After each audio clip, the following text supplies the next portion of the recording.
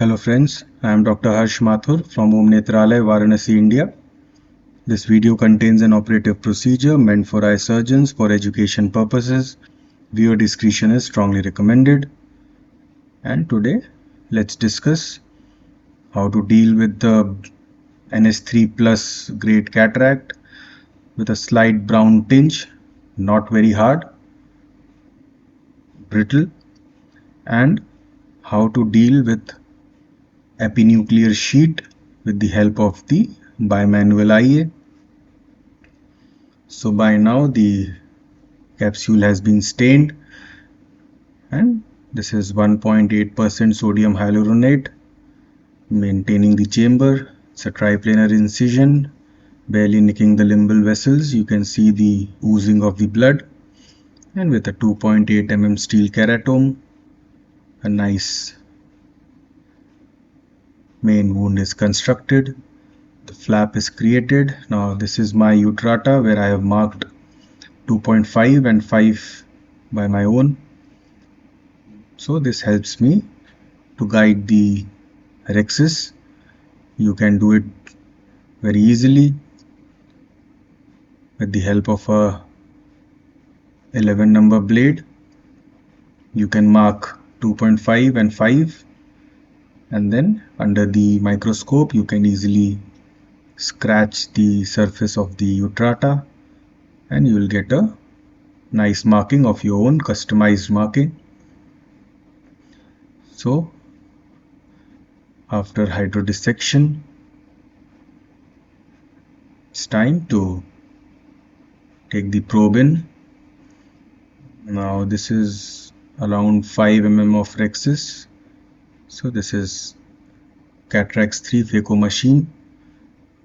Some of the superficial cortex is removed, then the weld is turned up. Now we will be performing a direct horizontal chop going below the main incision. Then probe goes deep into the substance of the nucleus, moves towards the periphery, gets a good hold. The chopper goes to the far periphery and then comes back and laterally separated, and we get a good crack. So now we have two heminuclei. Again, the trick is to go deep into the substance of these heminuclei, get a good hold, and this karate chopper does the rest. And we have two pie-shaped quadrants. So now let's attack the second heminuclei. Again, go deep, and with multi-level chopping we get a nice crack. Now the pulse mode is on, and now we start to emulsify the quadrants. So we can further sub-chop them in the bag, or we can just bring out the quadrant with vacuum, hold it nicely, sub-chop it, hold the quadrant, the small piece with the chopper, and emulsify the second piece. And then so this way we can save a bit of time.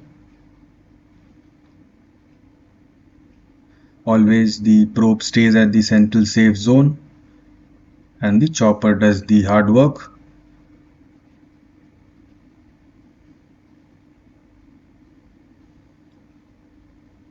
Now we are dealing with the last quadrant. The parameters are lowered,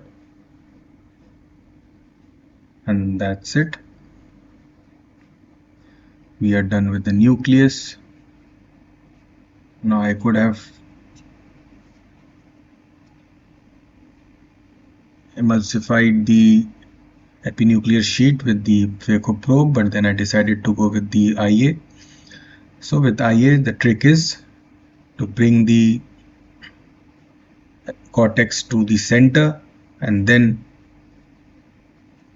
aspirate it.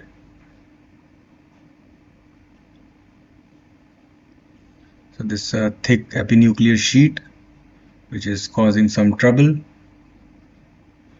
So again, I am always attacking the periphery first, bringing the cortex and the epinuclear sheet complex to the center, and then mushing it down the aspiration port with the help of the irrigation cannula. It's time taking, but it's safe in case you are not comfortable with removing the epinuclear sheet with the help of a phaco probe. It's always tempting to attack the center, but never do so. Otherwise, chances of catching the posterior capsule are high. Always go to the periphery, roll over the cortex and the epinuclear sheet to the center, and then emulsify or aspirate it. So now the hands are switched, and again, as you can see, I am always bringing out the cortex from the periphery to the center. Though you can see the loose cortex in the center, it's very tempting to attack it, but don't do that mistake. Once you flip over this complex, it gets very easy to emulsify. And now, after removing the complete epinuclear sheet, some part of the cortex is remaining, which is then easily aspirated. So after a bit of work, we have a clean bag. And now is the time to implant the IOL. So it's a hydrophilic IOL. The leading haptic goes in the bag and the trailing haptic is nicely dialed in. So you can see that the optic is nicely covered by the anterior capsular rim, which is good for the long-term stability of the IOL.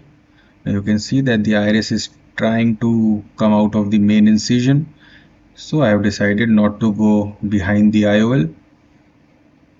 So I just tap the IOL, and with the bimanual IA I am cleaning up the last bit of OVD from the anterior chamber, which will ensure a quite nice eye the next post-operative day. The wounds are hydrated and the case is closed. So the take-home message is, you can deal with the epinuclear sheet in a lot of ways. You can aspirate it out with the help of a phaco probe. You can again do a hydrodissection to loosen up the epinuclear sheet. You can do a viscodissection, or if you feel comfortable, you can always clean it up with the help of a bimanual IA. So do what suits and is best in your hands, which is safest to the patient. I hope you like this video. Do like and subscribe to my YouTube channel. Thanks for watching.